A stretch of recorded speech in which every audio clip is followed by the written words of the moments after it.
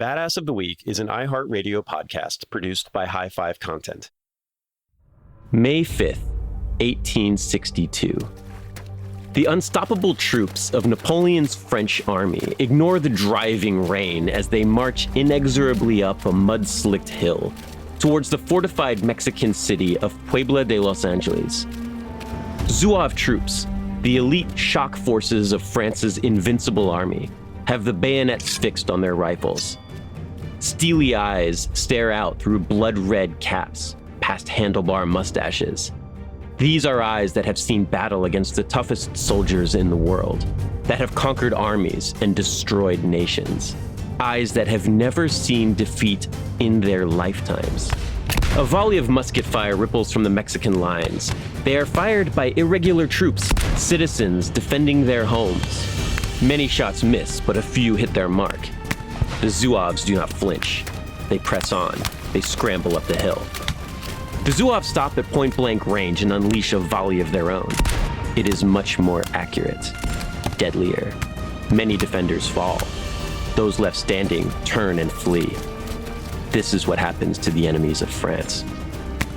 The Zouaves charge up, grab onto the walls, and pull themselves over, yelling a battle cry as they watch the enemy flee in disarray. Except the enemy is not in disarray. They have lured the attackers into a trap. Standing on the other side of the wall, ready to fight, are several hundred of those Mexican citizen soldiers. They're armed with loaded muskets, equipped with bayonets. And those that do not have rifles and bayonets, well, they're carrying machetes.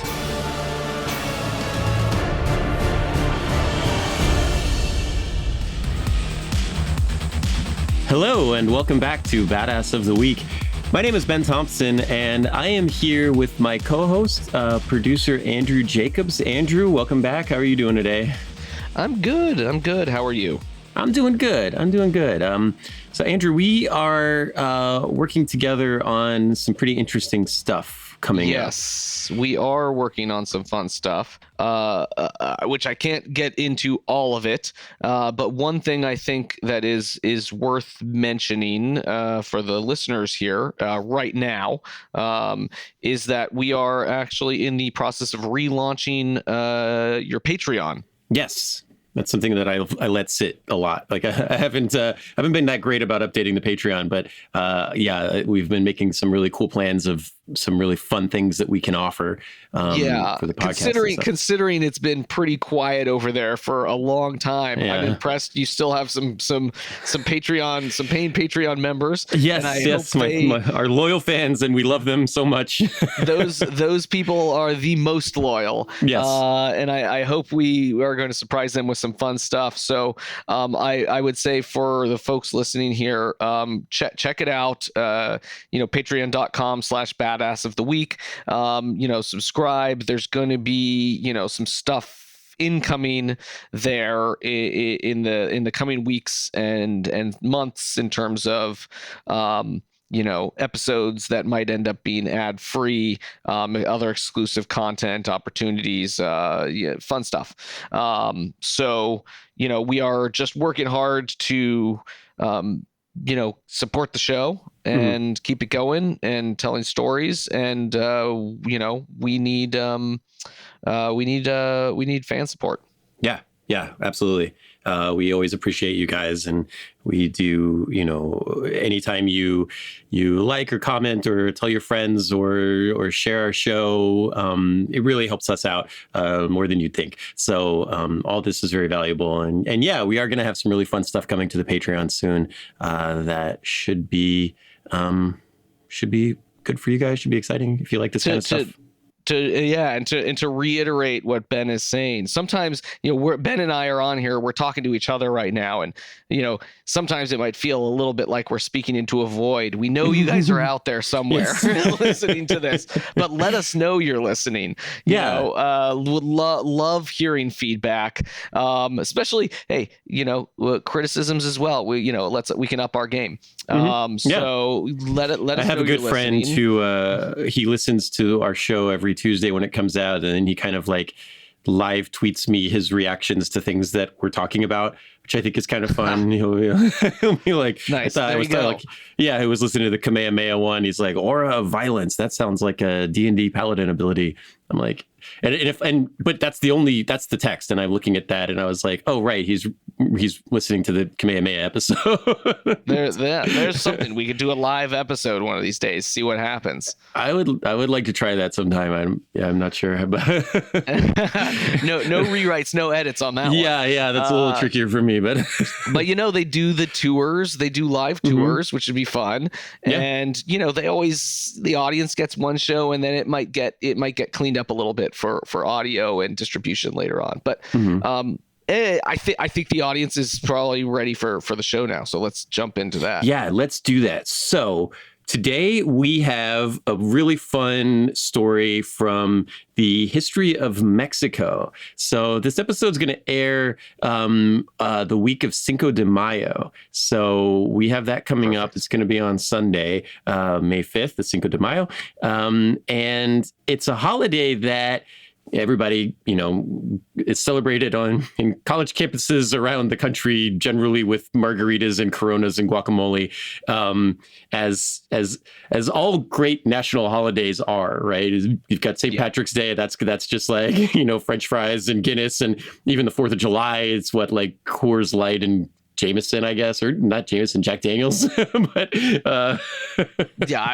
Coors Light sounds about right. yeah. So, but one thing that people don't realize, and that I actually didn't realize until I was in like my mid 30s, is that Cinco de Mayo is actually based off a great battle from Mexican history, where Mexican soldiers defeated the French armies of Napoleon in hand-to-hand combat with machetes. And excellent. Love that. Yeah. I will say, I think I and a lot of other people have falsely been under the impression that Cinco de Mayo was actually Mexican Independence Day. No, it's not. It's a totally different thing, right? It's Mexican Independence Day is the 16th of September. Different, and it's commemorating a different time period, different war, different everything. Totally unrelated. I think it was just a simple like. For Americans, we're like, the 4th of July is the 4th of July. It's Independence Day, but it's just, we just call it the date. Yeah, and so you've got Cinco de Mayo, and that's just the date also, which is like, hey, that's how you keep track of these things. Super easy. So it felt like a weird 1-to-1, but we've like the Americans we are incorrect.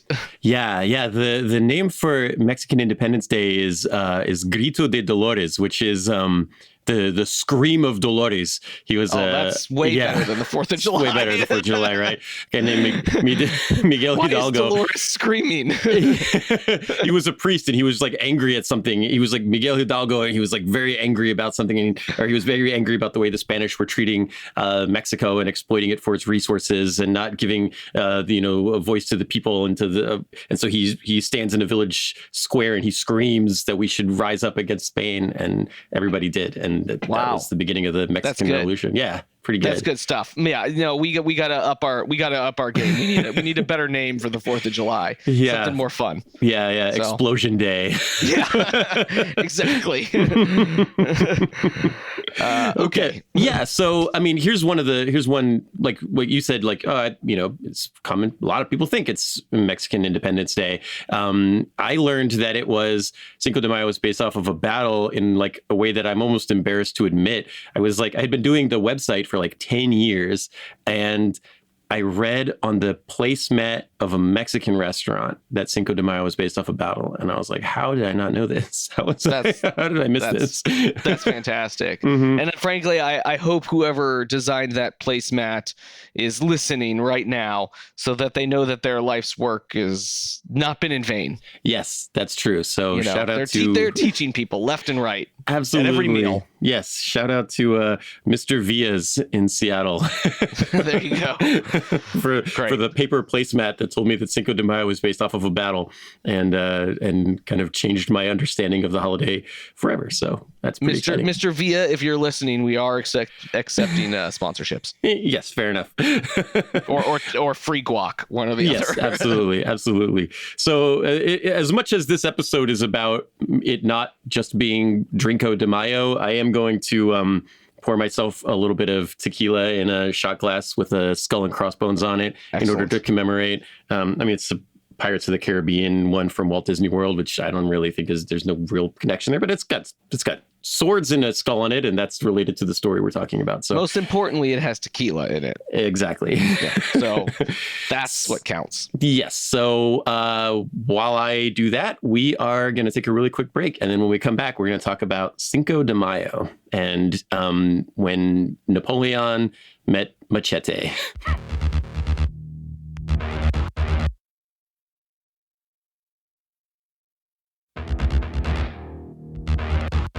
The badass tale of guts, glory, and massive Mexican ass-kickings begins south of the border in the 1860s, when essentially the country of Mexico was reeling from decades of nonstop warfare and conflict. Mexico had just recently lost 2 wars, one to Texas and then one to the United States, the Mexican-American War, which the United States at that point included Texas, I guess. So those wars came pretty close to Mexican independence. Then there's the war with Texas, the war with the U.S. Mexico loses Texas and California to the U.S. And then in the wake of all of that, the citizens of Mexico then spend 20 years or so having a lot of internal conflict and power struggles and revolutions and counter-revolutions, guerrilla fighting. Tens of thousands of people are dead, and every last peso is depleted from the national treasury. Okay. It's a mess. It's a mess, yeah. So the new president, the Civil War kind of ends, and the new president is a guy named Benito Juarez.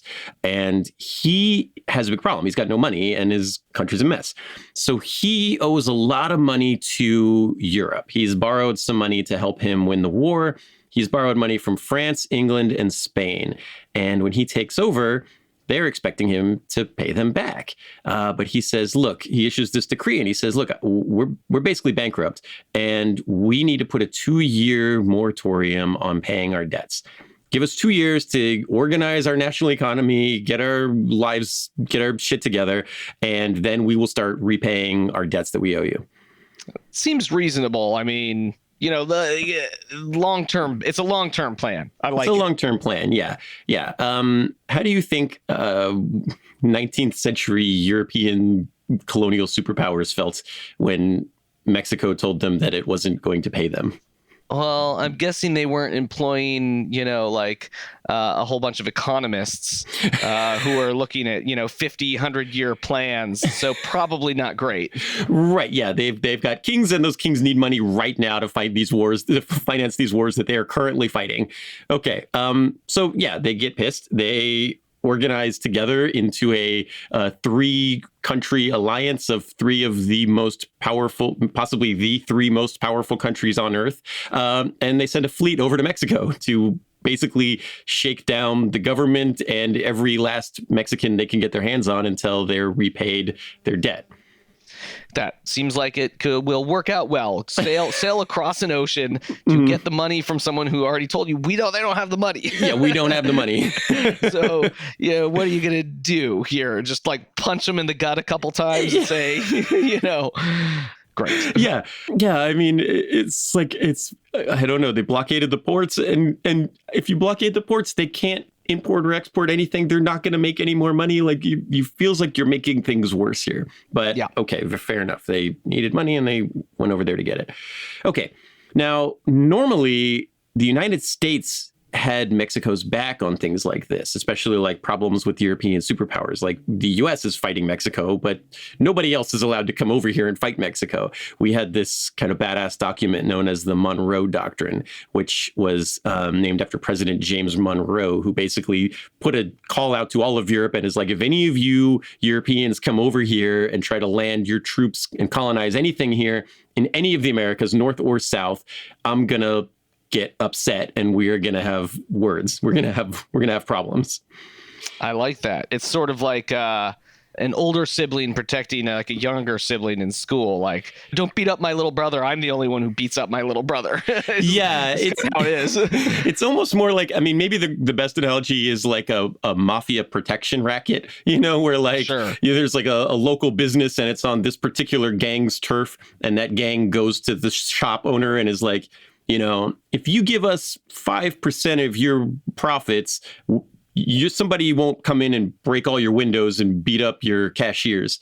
Now, if you don't pay us, that might happen. And I'm not going to say it's us, but somebody's going to come and do that. But if you pay us, we'll make sure nobody else breaks all your windows. Yeah. But then if you're paying that protection money and some other gang shows up and breaks all your windows, now you're in trouble. Now that's a bad business deal. You're paying these guys to do nothing for you. Okay, so that's kind of the deal we had with the Monroe Doctrine between the U.S. and Mexico. But in 1862, which is when all this stuff is going down, the U.S. is a little tied up with their whole Civil War thing. The American Civil War thing. Yeah. Just a little Civil War thing.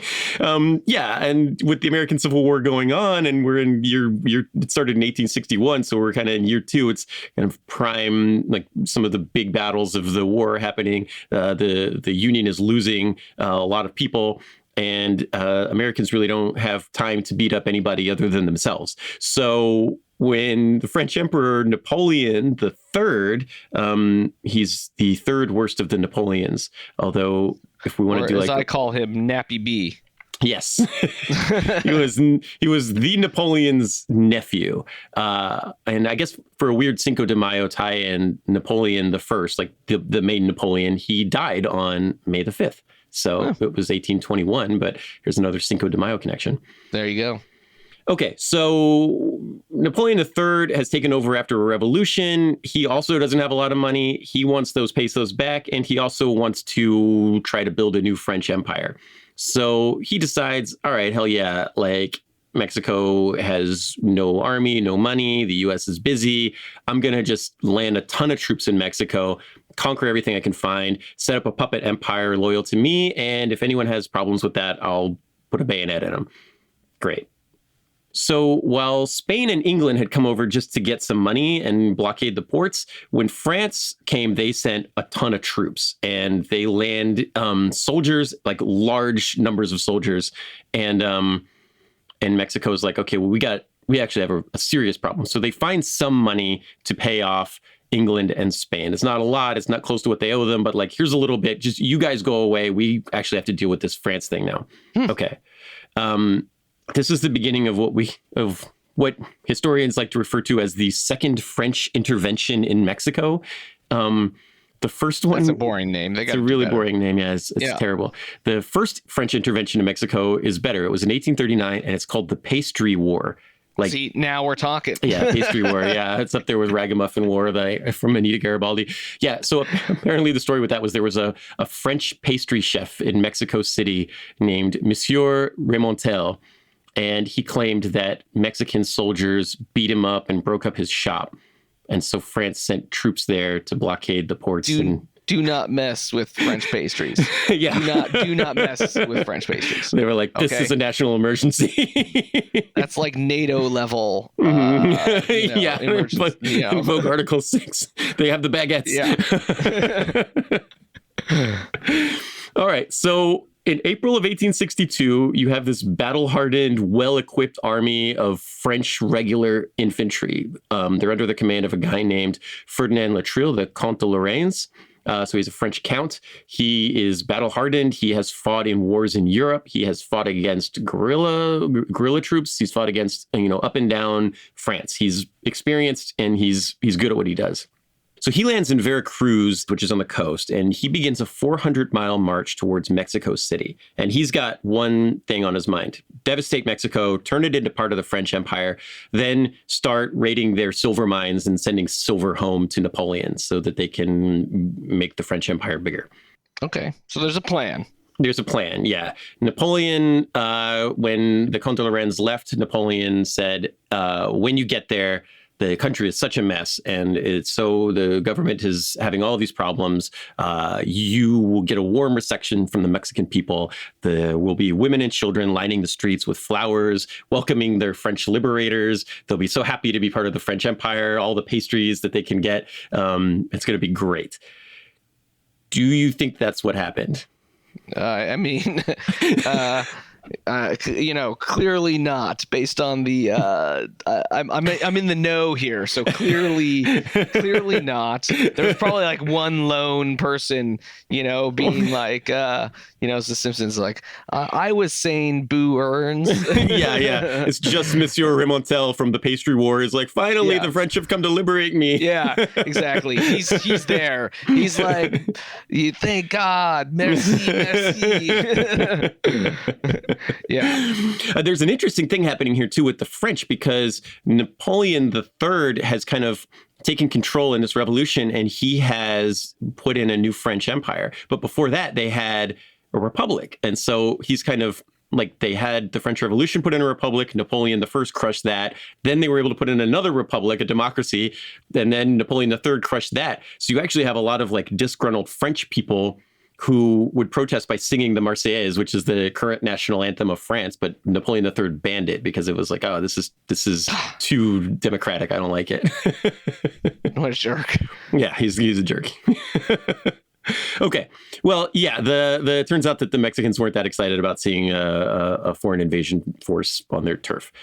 Okay, so now we're going to turn to a guy who is in charge of the Mexican army. The Mexicans have to organize and they need leadership. And that comes in the form of a guy named Ignacio Zaragoza. He was born in Mexican Texas, present-day Goliad, Texas, but at the time when he was born in 1829, it was still part of Mexico. He was the son of just a foot soldier, like a regular line infantryman. But Ignacio was skinny, nerdy. He was nearsighted. He wore these little glasses. He basically looked like the last person you'd expect to lead an army of badass Danny Trejos screaming into hand-to-hand combat, especially against one of the world's most technologically advanced professional armies. Zaragoza had trained as a priest, but he dropped out of the seminary in the middle of one of the civil wars Mexico was having because he wanted to fight against the dictator of Mexico, Santa Anna, who you might recognize from the guy responsible for taking out the Alamo. Yeah, there you go. Yeah, so Ignacio Zaragoza did not like Santa Anna, and in the 1850s, he decided he wanted to fight against him. He tried to enter the military academy. He said, I have like advanced training. I'm educated, blah, blah, blah. But they wouldn't let him into the Mexican military academy because he was of the peasant class. He wasn't an aristocrat. He wasn't a nobleman. He was just some guy. So they said, no. Okay, fine. He tried to enlist in the army as an infantryman. But he was denied on the grounds that he was like too small and too weak, and he didn't look like a soldier. He was never going to make it. So they said no. He's like the Mexican Steve Rogers. Yes. Yeah, exactly. He's about to become. We know what's going to happen here. Right. Yeah. He's about to become Capitan Mexico. But yeah.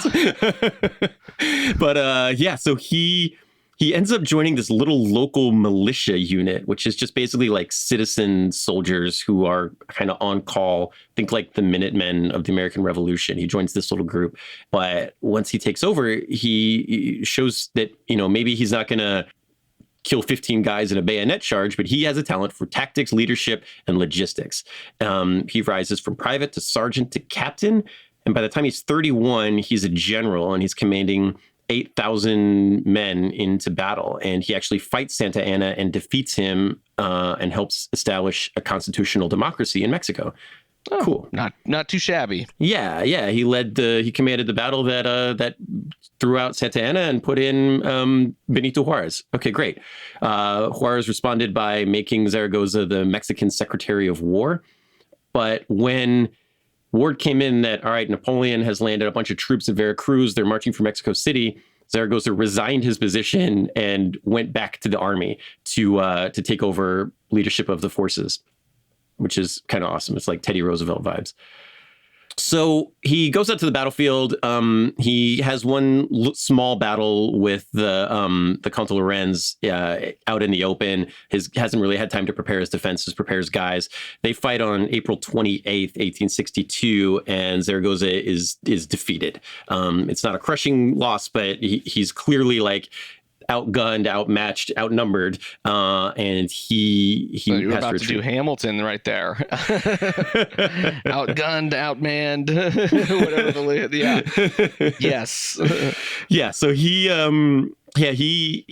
has to withdraw, and the Count de Lorraine, after his first experience of combat with Ignacio Zaragoza, he writes a letter home to Napoleon, and he says, "We are so superior to the Mexicans in organization, race, and refinement of manners that I am pleased to announce to His Imperial Majesty that from this moment on, as the leader of 6,000 brave soldiers, I can consider myself the owner of Mexico." So, you know what I call that? That's a jinx. Yeah, I was going to say hubris, but yes, it's both. Jinxed it. Spoke a little too soon. Yeah.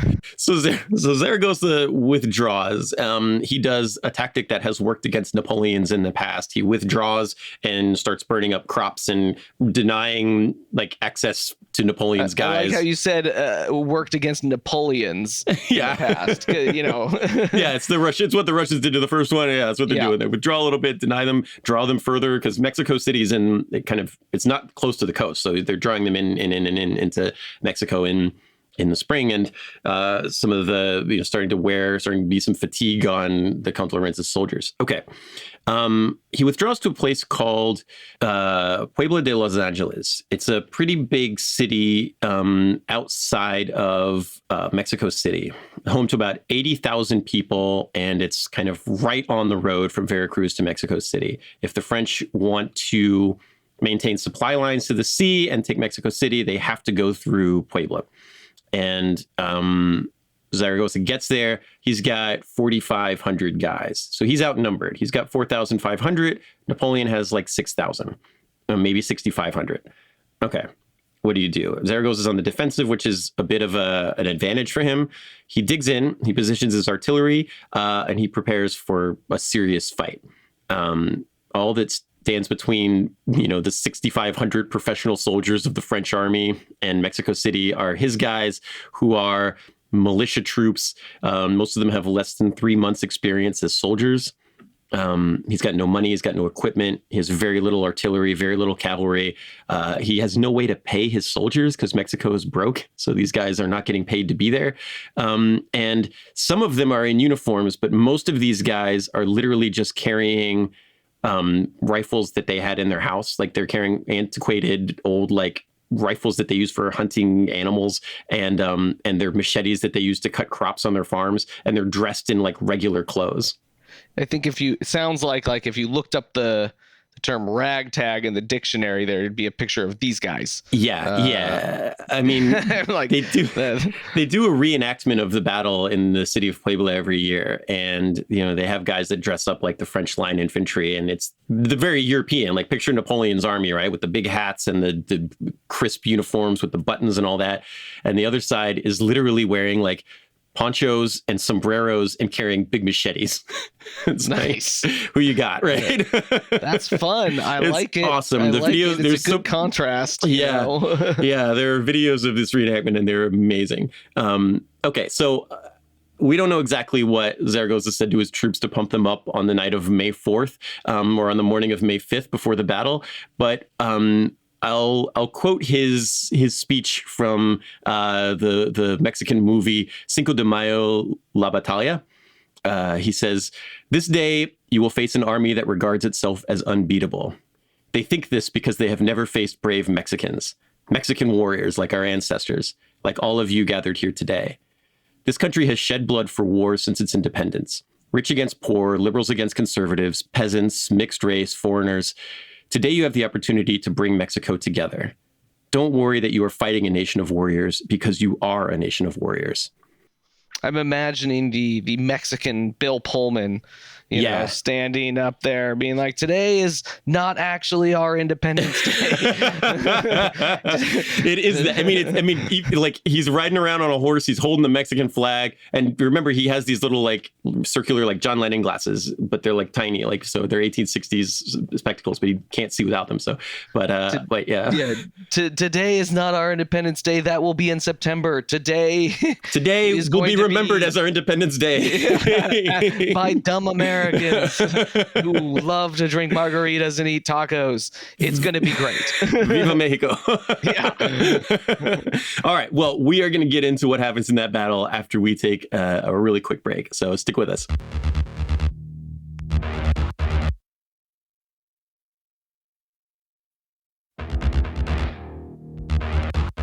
So it is May 5th.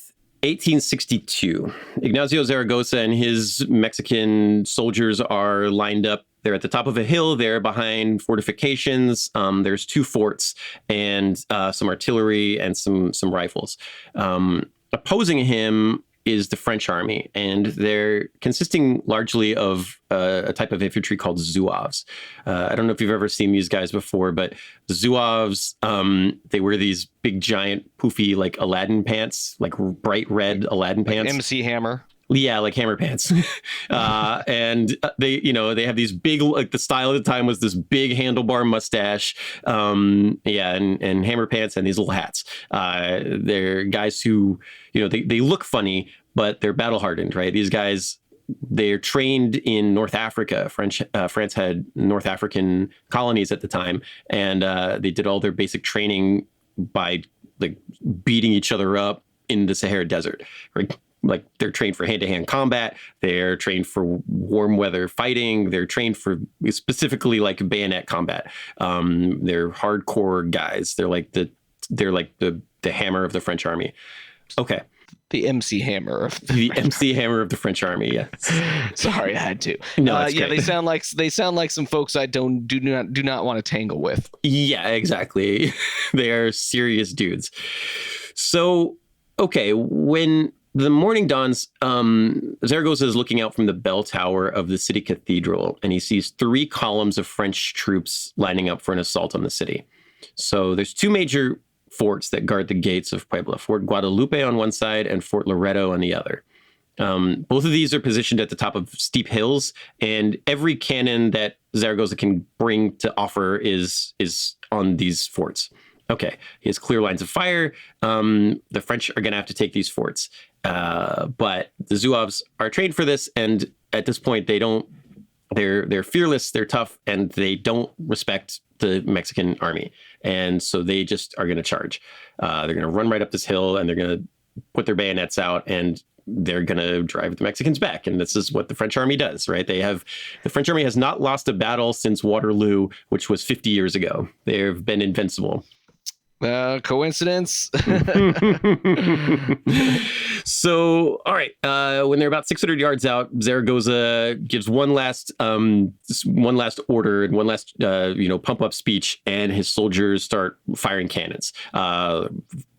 Exploding rounds, grape shot, all of this. The Zouaves, they lose guys, but they don't flinch, right? They lose guys, they close ranks, they keep moving. Like you said, unstoppable wall of hammer pants and curly Q mustaches.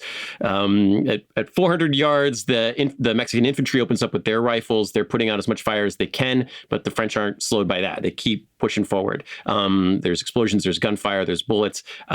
The Zouaves reach the base of the hill. They start climbing up. The Mexican defenders are shooting down. They're throwing rocks down. They're doing whatever they can. It's not enough. The Zouaves come over the walls, drive back that first line of Mexican riflemen. Those guys run back. The Zouaves climb over the wall, and then they're confronted by the 1st and 3rd Toluca Light Infantry Regiments, which are those machete dudes that I was talking about. They're standing there waiting for the Zouaves to climb over, and as soon as they do, it is machetes and Spanish swear words and hand-to-hand combat. That sounds gory. Yes, the French thought that they were going to just roll these guys, and they fought back. And for the first time in 50 years, the French army retreated. Zaragoza, he doesn't have, it's not the end of them. It's just a front line of the Zouave forces. They retreat. they get back to their lines. Zaragoza doesn't have cavalry. He can't pursue them. And the French get back and regroup. They come a second time. They charge, and once again, they're driven back, this time before they even get to the walls. And now the defenders of the Mexican defenders are like, well, hey, we've pushed these guys back twice. Maybe this isn't hopeless, right? Maybe we can actually win this. Okay. So the Comte de Lorenz, this really is not looking good for him. He had just written that letter to Napoleon III about how he was going to be the master of Mexico, and his guys keep getting driven back by these dudes in sombreros and machetes. Unsend. Yeah. So he's like, okay, I can't bring this news back to my boss. Like, we gotta take this fucking city, right?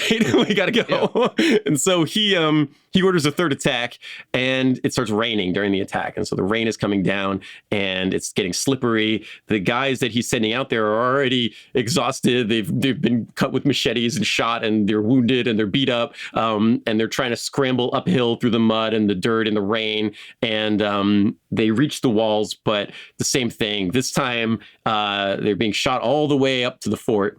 When they get there, right as they're about to climb over, those dudes with the machetes, they come over the wall at the French guys, like other way around.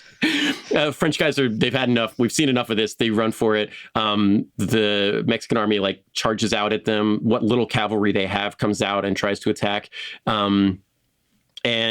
And that's it. The French are driven back, and they are driven back all the way to Veracruz. They flee and retreat to the coast where they can wait for more guys, and they camp out of Veracruz. They don't return for a year. They kind of camp out of Veracruz waiting for reinforcements and more supplies. As a famous Confederate General Robert E. Lee once said, never fight uphill on me, boys. Never fight uphill on me. Yes.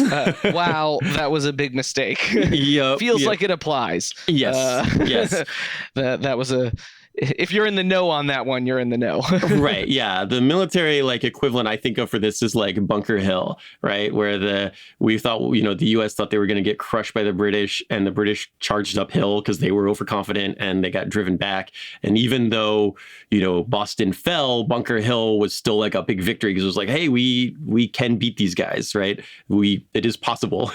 We do know it is true. Generally, we know from Star Wars that having the high ground is it's critical. Everything. Yes, it's critical. So I was going to go with a Predator reference. I was going to say, if it bleeds, we can kill it, right? Yeah. Also true. Yes. So the French retreat to Veracruz. Zaragoza writes his after-action report to the president of Mexico. He says, the national arms have been covered with glory. The French troops conducted themselves with valor, their commander clumsily. Mr. President, I'm very happy with the behavior of my generals and soldiers. They have all performed well. Let this be for good. I wish that our dear homeland, now so despondent, is one day happy and respected by all nations. So the French don't return for a year, but Ignacio Zaragoza won't live that long. He dies 4 months later. He gets typhoid fever, and he dies at age 33. They put him he's on the Mexican 500 peso bill, and they actually renamed the city after him. So now it's called, it's the city of Puebla de Zaragoza in his honor. So yeah. Good for him. So I imagine they celebrate Cinco de Mayo there. Yes. So Cinco de Mayo is kind of interesting because it is, it is not as huge a holiday in Mexico as it is in the U.S. So the city of Puebla, they have that big reenactment I was talking about every year on Cinco de Mayo, and it's a big deal there. But an interesting thing here is that, the biggest Cinco de Mayo party in the world is in Los Angeles, right? It's an American, the Americans. I'm here. Oh yeah, that's right. You're there. Yeah. So the U.S. actually, it was interesting because the U.S. was, like I said, the Union was kind of losing the Civil War in 1862, and news of this story comes out, and it kind of begins to get some traction with Mexican Americans because we're still fighting the Civil War, and it's this great war story of, the French being defeated and all of this. And so it kind of started during the U.S. Civil War, and now it's kind of I don't know, St. Patrick's Day is kind of the best like comp for it, because it's not the Independence Day, but it is the day that, we show our pride for our heritage in this culture, right? And there are 34 million Americans who claim Mexican descent, right? And that's so there's a day where we can all celebrate with guacamole and beer, and that sounds margaritas. Like margaritas. That sounds like a great holiday for sure. I'm into it. Love it. I guess I'll wrap up the Second French Intervention War, because the significance of Cinco de Mayo is kind of that, we can beat these guys, right? The French, they retreat for a year. They come back a year later. They do eventually take Mexico City in 1863 and create a Mexican empire, which was loyal to France. But that doesn't last very long. The American Civil War ends a year and a half later, and then the U.S. intervenes, and by 1866, France is out. So while the Cinco de Mayo was a big battle that pushed the French back. They did come back. They did eventually take over, but then they were pushed out again because the resistance never gave up. Cinco de Mayo is credited with happening at a time when Mexico was very divided and had been fighting all of these civil wars and all of these revolutions, and gave basically a national identity to the people of Mexico. Like, we are a country and we have to work together if we're going to fight these guys, right? And so that spirit remained and was part of how they were able to eventually throw the French out entirely. Nothing like hacking up a bunch of French people with machetes to bring some people to bring folks together. Everybody gets together. Yeah. Remember when we did that? That was great. Yeah, we'll always have that. We'll always have that. Exactly. All right. Well, that is the story of Cinco de Mayo. I think it's a badass story, and it is. It is. It's good for people to know. Yes. So in case they don't read their placemats this coming Sunday. That's right. And so while you are drinking your Coronas, and your Pacificos and your Modelos, and your Tecates, I guess, you can think about it. Yep. Yeah. You can think about Ignacio Zaragoza and those sombrero dudes with machetes fighting Napoleonic infantry. Yeah. In outside Mexico City. So, all right, that's all we have for today. We do want to say thank you to all of our fans. Again, please do check out the Patreon and the Facebook, Twitter, all of that stuff. We love to hear from you guys. And we will see you next week with another episode. Stay badass. Badass of the Week is an iHeartRadio podcast produced by High Five Content. Executive producers are Andrew Jacobs, me, Pat Larish, and my co-host, Ben Thompson. Writing is by me and Ben. Story editing is by Ian Jacobs, Brandon Phibbs. Mixing and music and sound design is by Jude Brewer. Special thanks to Noel Brown at iHeart. Badass of the Week is based on the website badassoftheweek.com, where you can read all sorts of stories about other badasses. If you want to reach out with questions, ideas, you can email us at badasspodcast@badassoftheweek.com. If you like the podcast, subscribe, follow, listen, and tell your friends and your enemies if you want, as we'll be back next week with another one. For more podcasts from iHeartRadio, visit the iHeartRadio app, Apple Podcasts, or wherever you get your podcasts.